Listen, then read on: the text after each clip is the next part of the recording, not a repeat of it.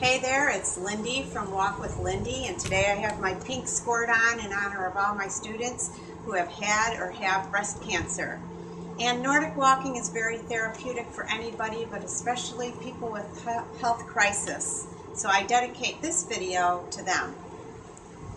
Today I'm at my local library because I want to show you how you can use a public space and the man-made structures to warm up and cool down. Alright, you've all seen signs like this in a public place. Today, as I mentioned, I'm at the library. There's signs everywhere, all different heights, all different sizes and shapes. What makes this sign great for people like me with back problems is sometimes I just need a little relief. And I want to lean up against something while I'm doing my warm-up. So for me, leaning up against this sign with my knees soft gives me the chance to take all the pressure off of my back while I do my arm movements to warm up.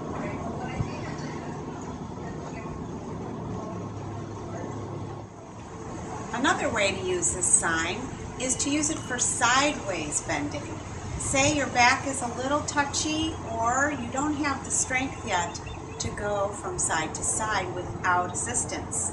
I like these signs because I put one pole on this side, make sure my feet are in the balance position, put my hip up against the side, make my knees a little soft, and then I can stretch. It's almost like having a little brace. I know I'm not going to lose control. Remember, always stretch as far as you feel is comfortable for you. You don't want to overextend anything and risk damaging connective tissue.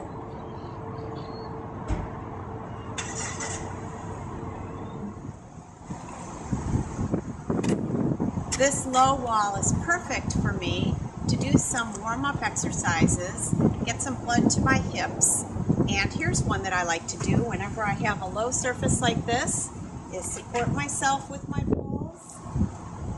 You can do toe touches.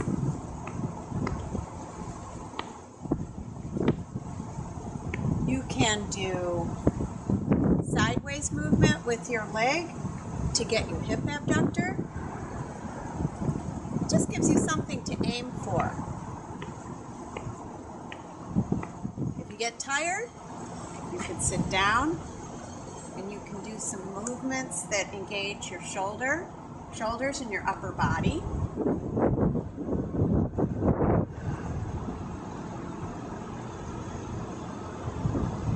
I'm sitting up straight, aren't I? This is no time for this. Make sure that when you're sitting, you're upright. And finally, at the end of your Nordic walk, when it's time for a sustained or static stretch, you can use these low walls for stretching out your hamstrings. Notice this knee is a little soft. I'm not hyperextending. Point and flex.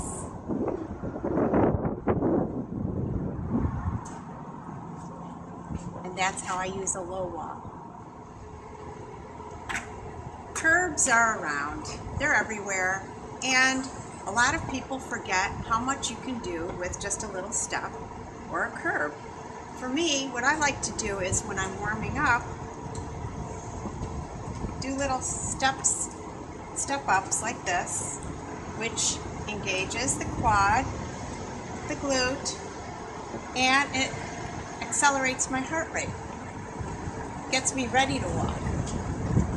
The next evolution to this little step would be up, kick, up, kick, up, kick. Wow, I can feel that. That feels great. Then what I would do is move right into toe touch, toe touch, toe touch. Look at my knee there. I'm going up and down. I'm supporting myself on my poles.